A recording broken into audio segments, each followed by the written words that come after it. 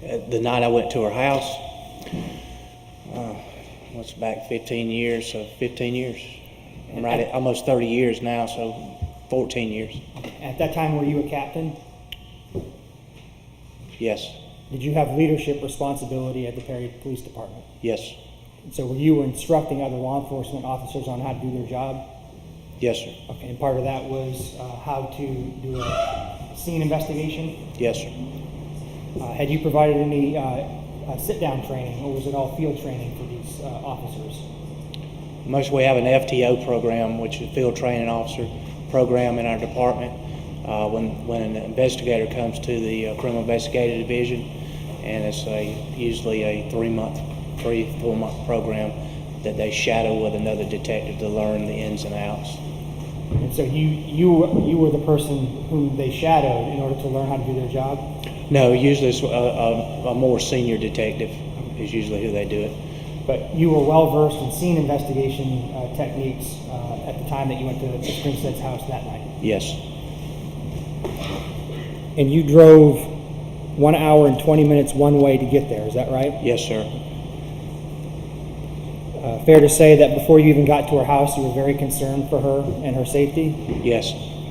And the point of you going there was to try to figure out whatever you could about what had happened and why she wasn't responding. Is that Right, fair? correct. You had left her several messages by the time you got there. Yes, sir. When you got to her house, did you park directly behind her car? I did. I think I have it up. This is State's Exhibit 40. If you can take a look at that. So when you got out of your car, did you go directly to the front door? Yes. And then you left the front door porch area and went back to the carport. Is that correct? Went to the front door, knocked on the door, which caused the dog to start barking. I walked back towards the carport area because there's a chain link fence the dog was in, and looked under the carport, didn't see any lights under the carport, then calmed Dolly down, and then came back and knocked on I put my hand on the hood of the vehicle, back of my hand, just laid it on the hood, and it was cold.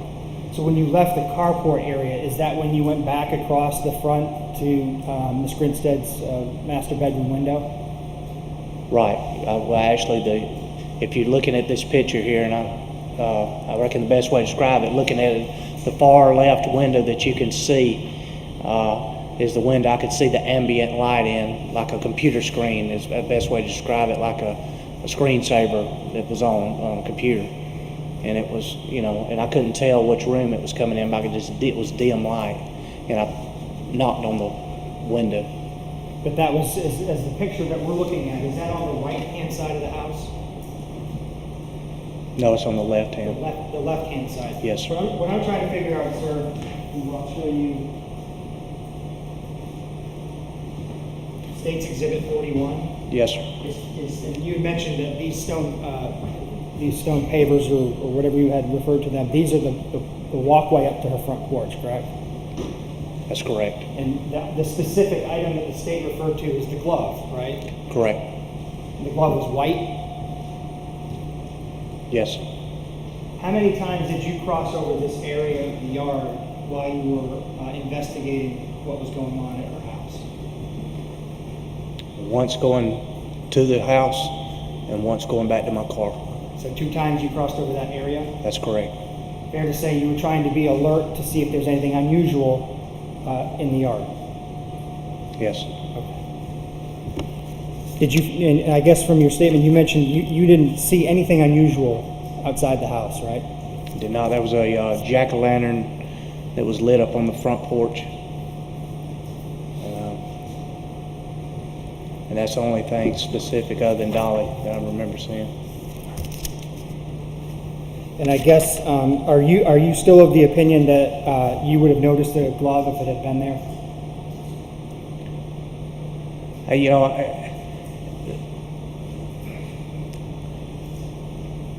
I think when getting out of the vehicle, I was so fixated on the house when I was walking to it, focused on getting to the door, to knock on the door to see if she was there. When I saw her car there, I was kind of, okay, she's here. Car's here. She's here. And went straight, just kind of, I reckon, lack of a better word, tunnel vision, straight into the front door. That was the first place I went, straight up to it. I really wasn't at that point in time looking around for items or looking at that point. I was just trying to get her to the door to make sure she was okay. Now, I think I was on the phone when I walked back to the car with Miss Faye, getting an opinion that I need to get Mr. Joe up to come over, because I think she thought Mr. Joe had a key. Okay, so your testimony is that you walked over that area twice. Yes, sir. And you can't say one way or the other whether you would have noticed it. I can't. I did not see the glove. May I approach, Judge? Sure.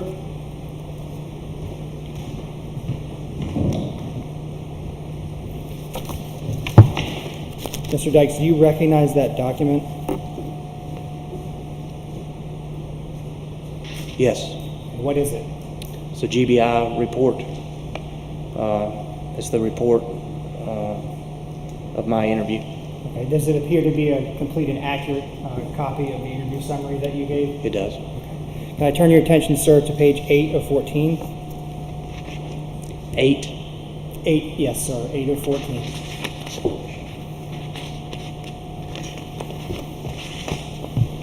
Okay. At that time, you told the GBI there were no other vehicles at the residence, nor did he see any glove in the yard, which he thought he would have noticed had one been there. That's correct. Still true? Yes.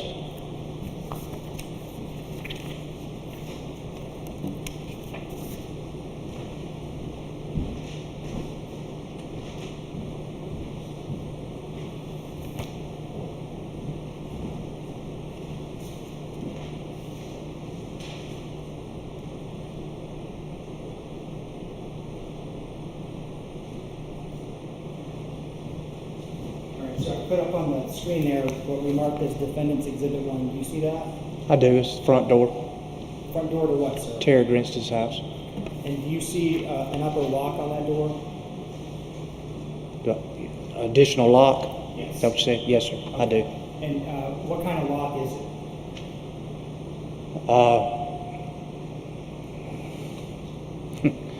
Chain link? Is it a lock that can only be locked from the inside? Yes, lock. Yes.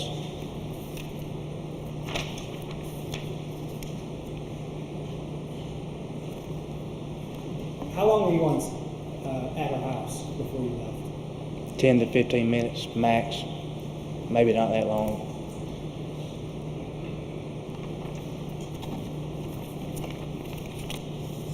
And on the photo there, sir, hanging Okay. on the door handle there, can you tell what that is? Looks like chimes. The chimes are designed to alert Miss Grinstead when somebody opens the front door. Correct.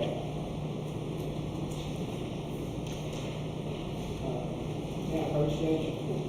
I've already shown this to the state.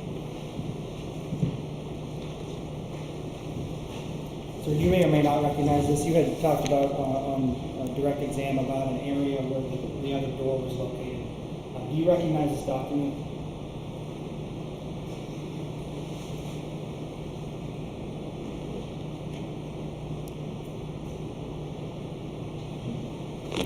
I don't. Fair enough.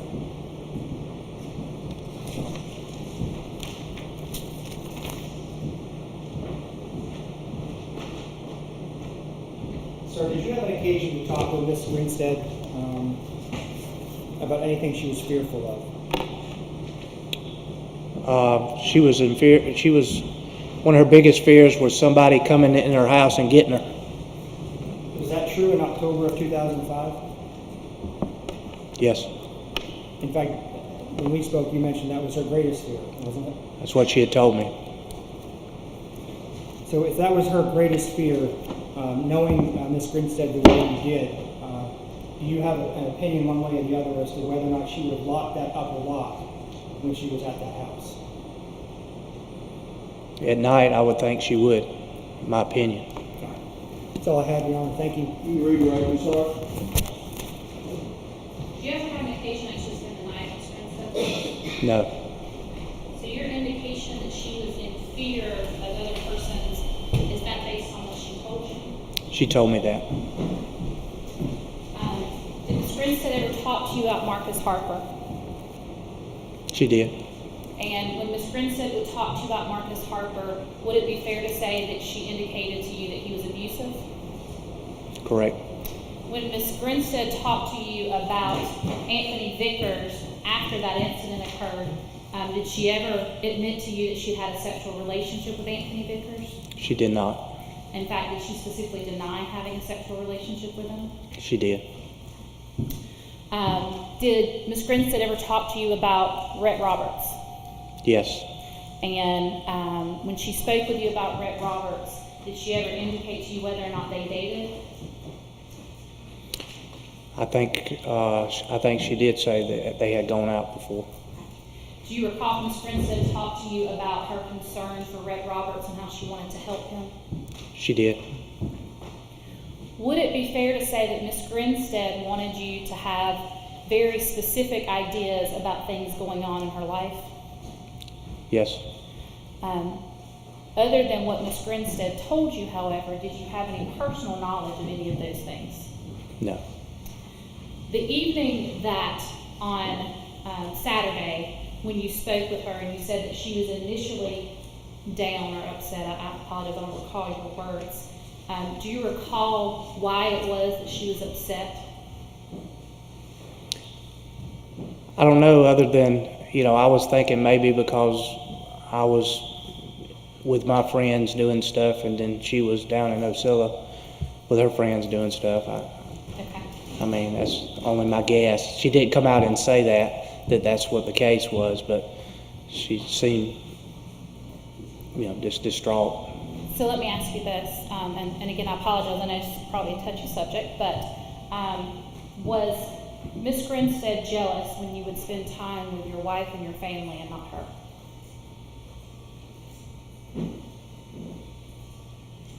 No, she was,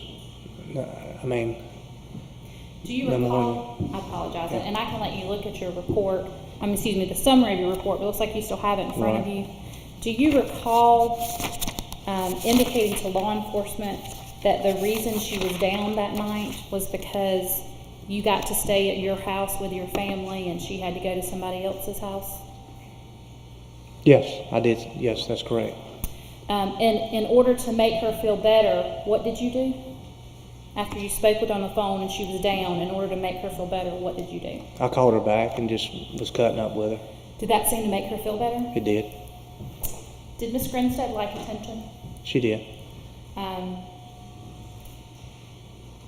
Do you have any knowledge as to whether or not Ms. Grinstead was actually fearful in her home, or perhaps she just wanted you to believe that?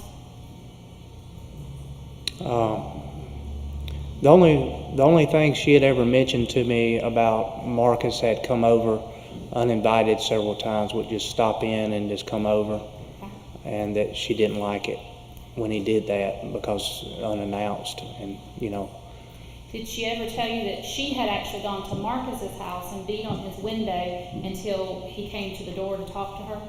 No, she never mentioned that to me. Did she ever tell you that just a few weeks before she went missing that she completely broke down on the side of the road because she found out Marcus was dating someone else?